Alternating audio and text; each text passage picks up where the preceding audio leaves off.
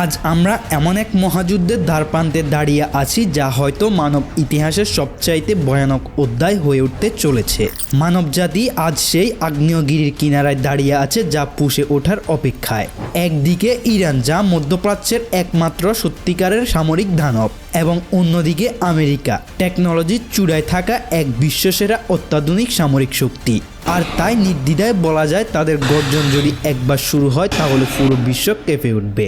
আজ আমরা ঢুকে যাব সেই গোপন অন্ধকার সামরিক ঘাঁটির গভীরের এক ভয়ানক বাস্তবতায়, যেখানে কেবল শক্তির লড়াই না, লড়াই হবে অস্তিত্বের। এই যুদ্ধ শুধু মধ্যপ্রাচ্য না, বরং পুরো পৃথিবীকে এক ধ্বংসাত্মক নরকে ঠেলে দিতে পারে। প্রস্তুত হন এই রোমহর্ষক বিশ্লেষণের জন্য, যেখানে আমরা ঢুকে যাব এই দুই দেশের সামরিক শক্তির গভীরে। তো চলুন দেখে নেওয়া যাক কোন দানব সামরিক শক্তির দিক থেকে সবচেয়ে বেশি এগিয়ে।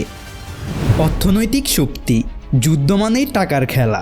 অর্থ ছাড়া আপনি সেনাবাহিনী চালাতে পারবেন না, ক্ষেপণাস্ত্র ছুটতে পারবেন না, বা আকাশে যুদ্ধবিমানও ওড়াতে পারবেন না। আর তাই তো 2026 সালে ইরান তাদের সামরিক বাজেট প্রায় 18 বিলিয়ন মার্কিন ডলার বরাদ্দ করেছে। ইরানের বিশাল বাজেটের মূল উদ্দেশ্য হলো তাদের ইসলামী বিপ্লবী গার্ড কর্পসকে আরও ভয়ঙ্কর করে তোলা, তাদের মিসাইল, স্থলবাহিনী এবং নৌবাহিনীকে যুদ্ধের জন্য প্রস্তুত করে তোলা।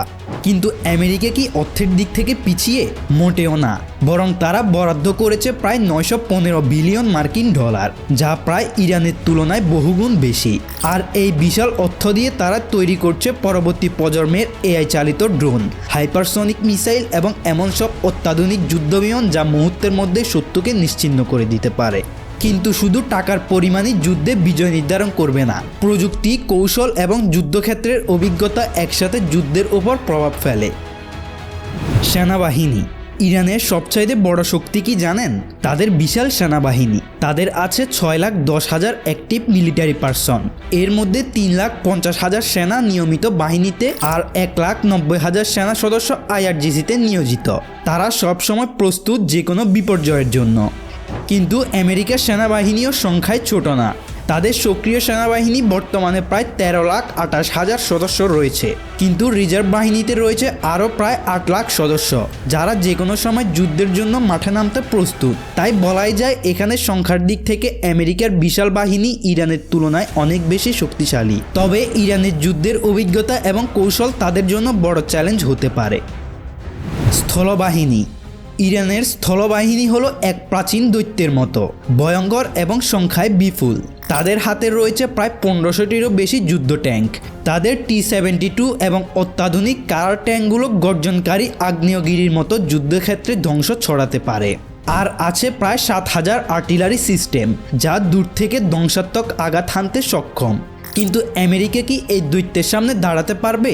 হ্যাঁ, পারবে, কারণ আমেরিকার হাতে আছে M1 আব্রাহামস ট্যাঙ্ক, যা বিশ্বের অন্যতম সেরা যুদ্ধযান। আমেরিকার মোট ট্যাঙ্ক সংখ্যা প্রায় 4,500টিরও বেশি। এই ট্যাঙ্কগুলো কোনো সাধারণ ট্যাঙ্ক না, এগুলো এক একটা যেন চলমান দুর্গ। প্রতিটি আব্রাহামস ট্যাঙ্ক একই সাথে নিখুঁত আক্রমণ এবং নিজেকে প্রতিরক্ষা করার জন্য অদ্ভুত ক্ষমতা রাখে। তবে ইরানের মাটির নিচে কী লুকিয়ে আছে তা এখনও বিশ্ববাসীর কাছে অজানা। বিমান বাহিনী। এটা নিঃসন্দেহে মানতে হবে, আকাশে আমেরিকা এক অপ্রতিরোধ্য দানব। আমেরিকার হাতে থাকা প্রায় 13,000-এরও বেশি সামরিক আকাশযানের মধ্যে রয়েছে F-35, F-22 র্যাপ্টর এবং F-15-এর মতো বিশ্বসেরা স্টিলথ যুদ্ধবিমান। এই বিমানগুলো রাডারের চোখে ধুলো দিয়ে মুহূর্তের মধ্যেই শত্রুকে ধ্বংস করে দিতে পারে। এছাড়াও তাদের আছে প্রায় 900টিরও বেশি অত্যাধুনিক অ্যাটাক হেলিকপ্টার, যা নিখুঁতভাবে লক্ষ্যবস্তুতে আঘাত হানতে সক্ষম। আমেরিকা আকাশযুদ্ধে অদম্য এবং বিশ্বের যে কোনো প্রান্তেই যুদ্ধ করার ক্ষমতা রাখে। তাহলে ইরান কিভাবে এর মোকাবিলা করবে?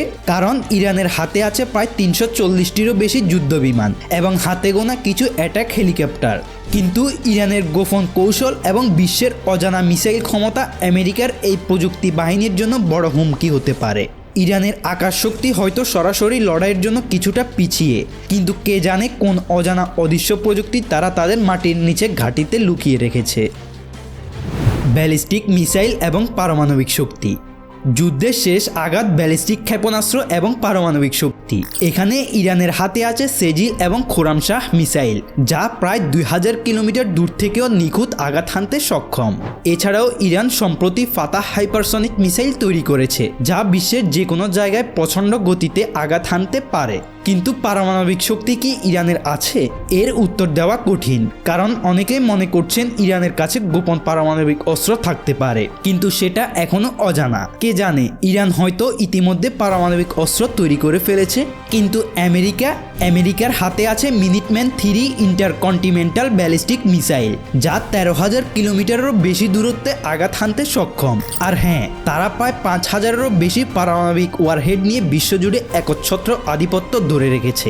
মজার ব্যাপার হলো, আমেরিকার এই বিশাল শক্তির কথা পুরো বিশ্ব জানলেও ইরানের মাটির গভীরে কি লুকিয়ে আছে তা কিন্তু এখনো কেউ জানে না। ইরানের ভেতরে এমন কিছু লুকিয়ে থাকতে পারে যা আমেরিকার অত্যাধুনিক প্রযুক্তির চাইতেও কয়েক গুণ বেশি ভয়ঙ্কর হতে পারে সেটা তাদের নিজস্ব কোনো গোপন পারমাণবিক অস্ত্র। তাহলে এই ভয়াবহ সংঘাতে আসলে কে জিতবে? ইরানের মাটির নিচে লুকিয়ে থাকা অজানা শক্তি, বিধ্বংসী ব্যালিস্টিক মিসাইল এবং অনিশ্চিত পারমাণবিক অস্ত্র, নাকি আমেরিকার অত্যাধুনিক হাইটেক প্রযুক্তি, হাজার হাজার পারমাণবিক ওয়ারহেড এবং বিশ্বসেরা সামরিক দক্ষতা? আপনাদের এই প্রশ্নের উত্তর নিয়ে আমরা হাজির হব সামনের কোনো এপিসোডে। আজকের মতো ভালো থাকবেন, ধন্যবাদ।